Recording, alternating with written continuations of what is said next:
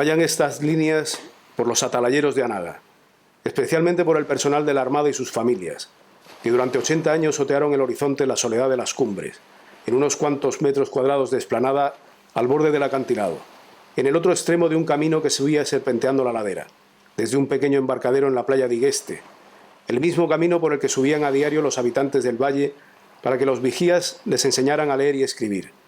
Vayan estas líneas por los que atendieron el primer semáforo eléctrico español de servicio transoceánico, por los que traducían las hiladas de bandera de los buques al Morse y las enviaban a los confines del mundo, por los que, ajenos a las políticas locales, cumplieron con su obligación puntualmente, transmitiendo órdenes e información, algunas de liquidación y cierre de algún imperio marítimo. Vayan estas líneas por los que el destino quiso que pasara la eternidad en el cementerio que hay sendero abajo, por los que habitaron aquellas piedras de toba roja, hoy sin puertas ni ventanas, olvidadas en la cumbre, por las que silba el alisio, y algunos dicen que deben su origen a una compañía extranjera.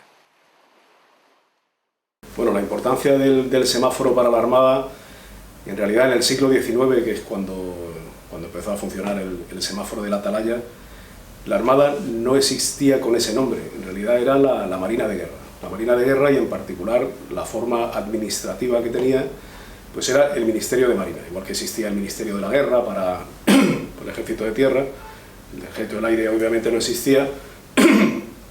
La Armada estaba representada administrativamente como el Ministerio de Marina, y eso abarcaba también toda la marina mercante, toda la marina de pesca, es decir, España tenía en aquella época una administración marítima única, y el semáforo pues era parte de esa administración marítima. La construcción del semáforo sí que lo hizo el Ministerio de Fomento, y luego se le entregó a la Armada, que era quien se iba a encargar de la operatividad de esa instalación, y como digo, tenía una utilidad marítima sin ser exclusivamente del ámbito bélico, digamos, ¿no?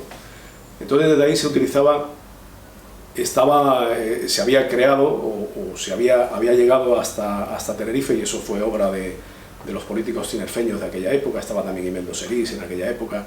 Habían conseguido que Tenerife estuviera enlazada con el resto con el continente europeo, con la península, a través del cable submarino, y eso era fundamental para que el semáforo, a través del cable submarino, pudiera contactar no solamente con la península, sino también con el resto del mundo, y de esa forma poder comunicar a través de los barcos mercantes que pasaban, mercantes y de guerra, que pasaban por delante del semáforo, por delante de la punta de Anaga, en tiempo real, podríamos decir, ¿no?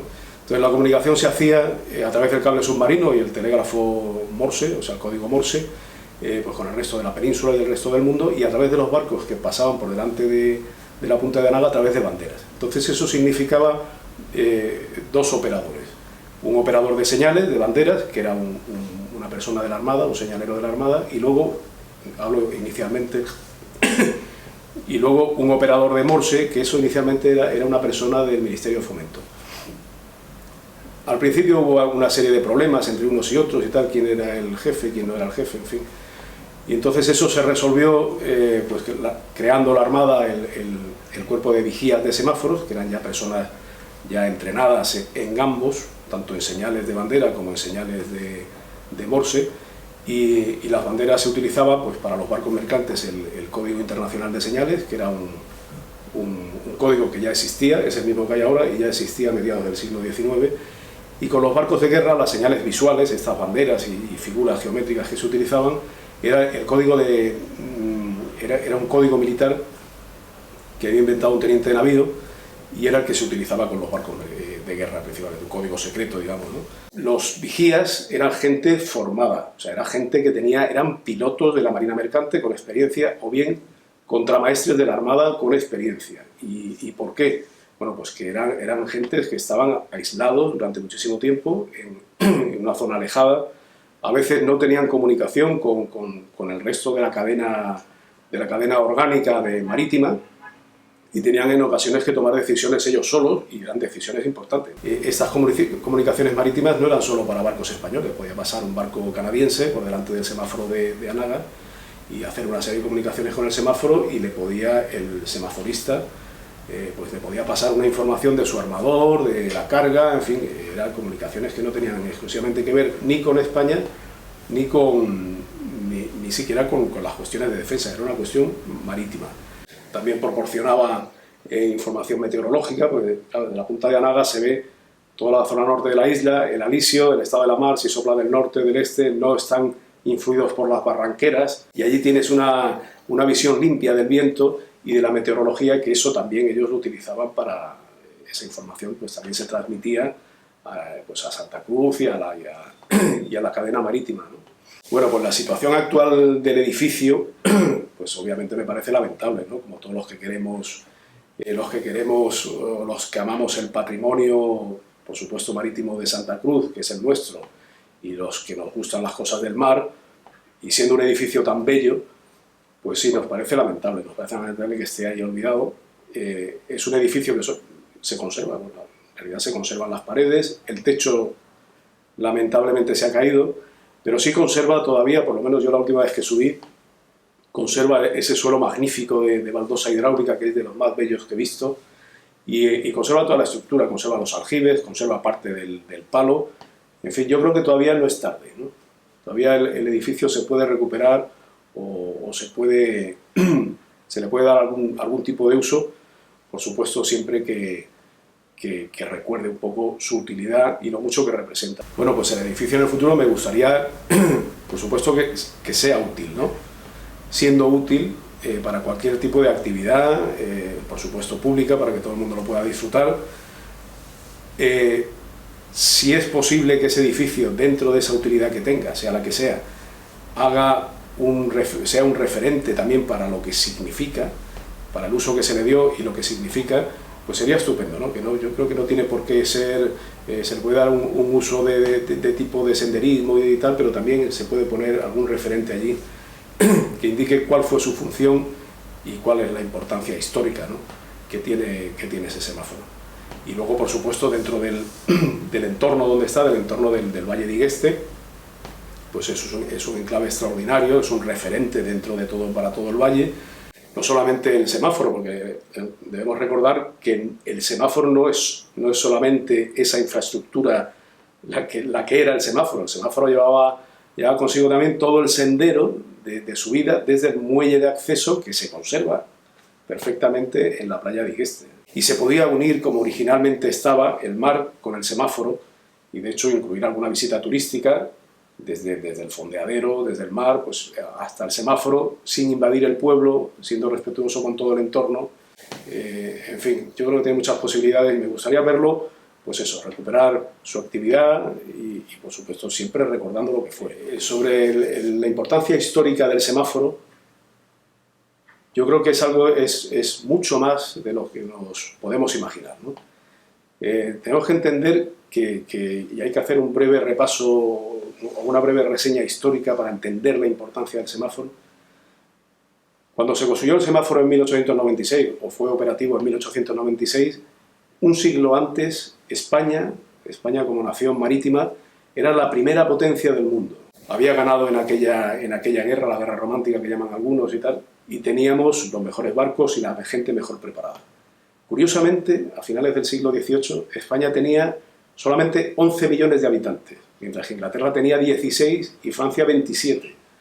Eso nos da una proporción del desgaste que había sufrido España, mandando españoles a civilizar el mundo entero, y sin embargo conservábamos esa capacidad de ser la primera potencia y de conservar la primera tecnología en construcción naval del mundo. Esto es algo que no se suele saber, pero es así, ¿no? En esos 100 años que pasan desde que España alcanza ese nivel y la construcción del semáforo, ocurren muchas cosas, ¿no? En primer lugar, cuando España está con la paz de Versalles a finales del siglo XVIII, Santa Cruz de Tenerife es el primer puerto atlántico de todo el tráfico transatlántico, desde Cádiz hasta La Habana, que era el principal trayecto, y Santa Cruz de Tenerife era el principal puerto intermedio. Santa Cruz de Tenerife en aquella época tenía una serie de fortalezas, de Castillo San Cristóbal, Castillo San Miguel, por supuesto Paso Alto, Castillo San Juan, una serie de baterías, tenía una fortificación, tenía una serie de casonas enormes que se dedicaban a atender a todo aquel enorme tráfico portuario. Tenemos que recordar que por Santa Cruz de Tenerife no solamente hizo la escala de Magallanes y Elcano, sino también antes fue Solís, En medio fueron las flotas de Indias. La última flota de Indias, la de Ulloa, hizo escala en Santa Cruz de Tenerife. Aquí vino Nelson, todos los almirantes británicos que quisieron atacar Santa Cruz de Tenerife. Quiero decir, la importancia de Santa Cruz de Tenerife a lo largo de la historia marítima ha sido extraordinaria. Y su arquitectura marítima, su patrimonio arquitectónico marítimo también. De hecho, Santa Cruz de Tenerife podía ser como Cádiz o La Habana, en cuanto si se hubiera conservado todo el cinturón de fortalezas y baluartes que tenía Santa Cruz de Tenerife originalmente. Lamentablemente, de todo ese patrimonio histórico marítimo no queda nada.